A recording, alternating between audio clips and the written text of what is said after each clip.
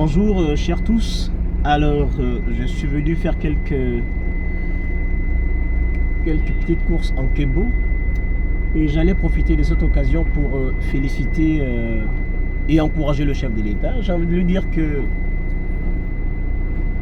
il faut qu'il sente qu'il a le pouvoir. Il faut qu'il sente qu'il a les pleins pouvoirs et qu'il ne soit intimidé par aucune pesanteur, aucun parti, par qui que ce soit. Nous voulons qu'il assume le pouvoir. Une nation ne peut pas se construire sans rigueur, sans fermeté. Voilà la mairie. Il y a un ensemble de petites choses qui peuvent renflouer les caisses de l'État. Si on met de la rigueur dans ce pays, je crois qu'on aura une autre rente, parfois beaucoup plus sécure que le pétrole. Voilà pourquoi je l'encourage à véritablement prendre toute la responsabilité possible pour redresser ce pays. Nous avons commencé à voir des constructions anarchiques qui sont démolies. Il suffit d'un travail de pédagogie, que l'on n'ait pas l'impression qu'on est dans l'autoritarisme, parce qu'il faut savoir distinguer l'autorité de l'autoritaire. Donc il faut la prise en main totale de cette nation. Et pour que le Gabon, d'ici 5 ans, ressemble à quelque chose. Je crois qu'il y a eu quelques petits couacs par rapport à certains événements qui se sont produits depuis l'investiture. Je n'ai pas envie de revenir là-dessus. Chacun de nous, lorsqu'il commence un projet, une affaire, lorsque chaque être humain commence à marcher, lorsque chaque société commence à on va dire, prendre ses pas, il y a quelques moments où la motricité se met en place, où il y a quelques difficultés quant à la mobilité. Donc c'est une métaphore qui renvoie aux petits pas qui n'ont pas été forcément bien compris par les Gabonais, sinon qui ont été très très mal perçus et interprétés par les Gabonais. Qu'à cela ne tienne, il faut qu'on avance. Il faut qu'on avance. Monsieur le Président, vous êtes dans l'obligation de mieux faire parce que vous représentez les attentes de près de 100% de la population. Il ne faut pas se laisser intimider par quelques menaces, quelques pesanteurs, quelques indisciplinés. Il faut imposer votre marque. Il faut qu'on sache qu'il y a un homme sur le terrain. Que l'ensauvagement, que la culture du désordre, de l'impunité soit terminée. Moi qui vous parle, que je sois un proche ou pas, que je sois un ami ou pas, qui que ce soit, quel que soit le degré de filiation, le degré d'amitié, de connaissance, de parenté, vous êtes là, le père de la nation. Donc, voici une Kembo que la mairie est en train de... On voit les efforts que le monsieur est en train de faire, l'ex-ministre de l'Emploi, que j'avais critiqué à l'époque. Mais lorsque quelqu'un fait ce qui est bien, il faut l'apprécier pour que nous ne soyons pas dans une, on va dire, dans des problèmes personnels. Il n'y a pas de problème personnel entre qui que ce soit. Enfin, il y en a qui en ont, mais moi personnellement, à Camaillon, docteur Jocelyn Volé, je n'ai pas de problème personnel avec quelqu'un, mais il faut que ce pays-là change. Je fais partie de ceux qui sont engagés à ce que le Gabon ait notre visage. Et c'est possible. Mais cela n'est pas possible avec de mains douces et tendres. C'est le concept de dictature militaire. Alors quand je parle de dictature militaire, dictature intellectuelle, il faut que les actes fermes, les actes de fermeté soient précédés par la pédagogie, par des explications, par des campagnes d'explication, pour que la population qui demain va subir telle ou telle action puisse être préparée et que celui qui ne veut pas obtempérer, on puisse lui signifier que il y a eu un ensemble de démarches qui ont été entreprises pour que vous puissiez prendre vos précautions, mais elles n'ont pas été prises. Donc, à vous d'en prendre d'assumer toute la responsabilité. Voilà ce que j'appelle une dictature intellectuelle. Et c'est très important. Le Gabon actuel ne peut pas se relever, se redresser sans cette fermeté. Et nous attendons cela de vous. quelle que soit la relation que quelqu'un peut avoir avec vous, que ce soit même un membre de votre famille, le Gabon attend une main ferme pour redresser ce pays. Donc, voilà. Lorsque quelqu'un traverse une route qui est embellie comme ça, qui est mise en propreté, celui qui jette le sachet, on arrête le véhicule, il va nettoyer pour une superficie de 100 mètres carrés. Il faut un ensemble de mesures. S'il ne peut pas nettoyer, il paye une caution immédiatement via un retrait bancaire viré à la trésorerie ou à la trésorerie de la mairie. Il faut un ensemble de mesures. Vous avez des stationnements totalement anarchiques.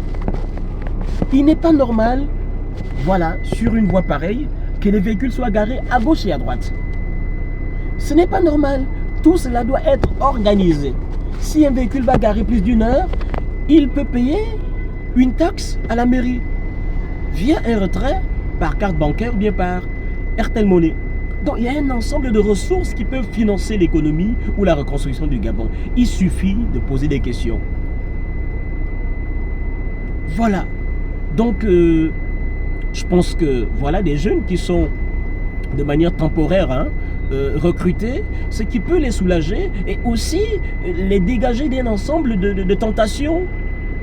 Il y a des programmes de nettoyage des établissements, on peut employer, pourquoi pas, à un coût négocié, la main-d'œuvre scolaire, enfin la main-d'œuvre des élèves, pour qu'ils puissent avoir les vacances un petit revenu en refaisant, en réfectionnant un établissement, en le rendant propre. Donc il y a un ensemble d'activités qui peuvent quand même accompagner la jeunesse, qui peuvent accompagner les chômeurs avant leur insertion définitive. Il y a un ensemble d'idées à mettre en place pour que ce Gabon-là soit redressé.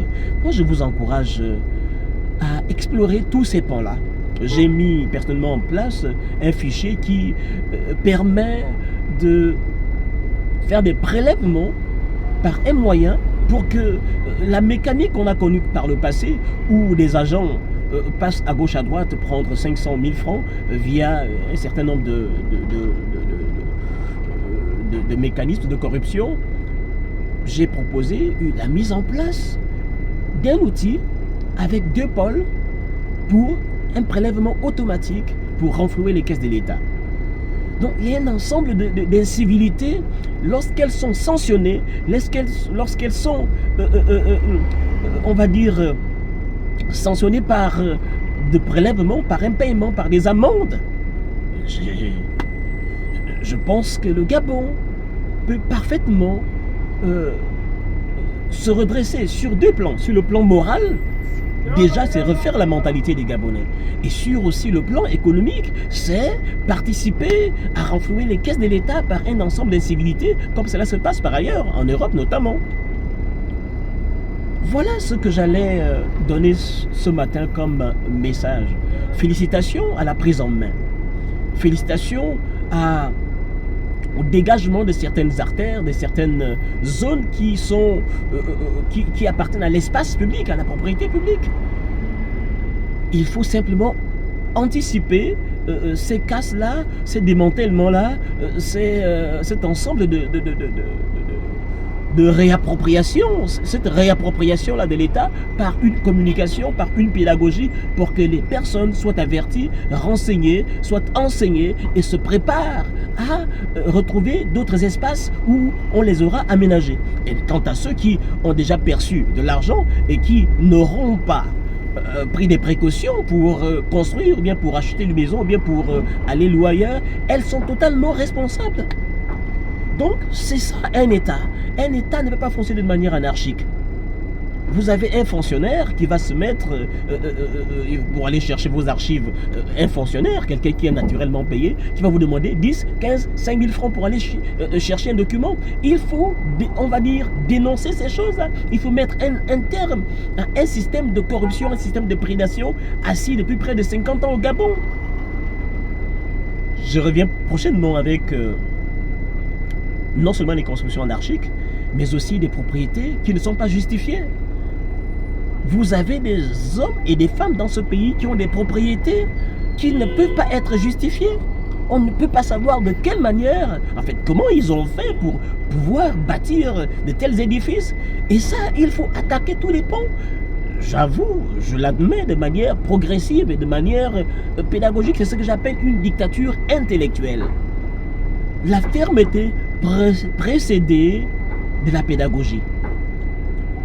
Merci encore et à très très bientôt. Très bon courage parce que nous sommes là. Du moins, il y a des gens comme nous qui sont déterminés à vous accompagner, déterminés à ce que ce Gabon sorte du désordre, de la gabegie et de la corruption.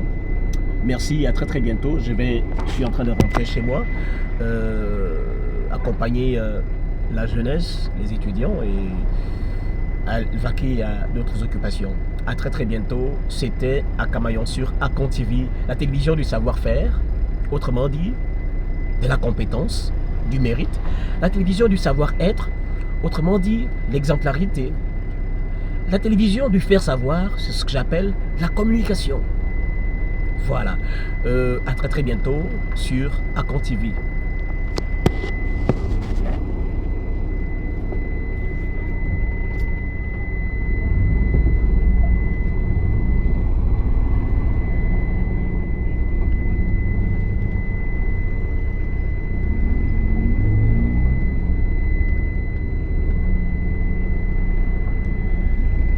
Ok, allez, on ferme et on sort.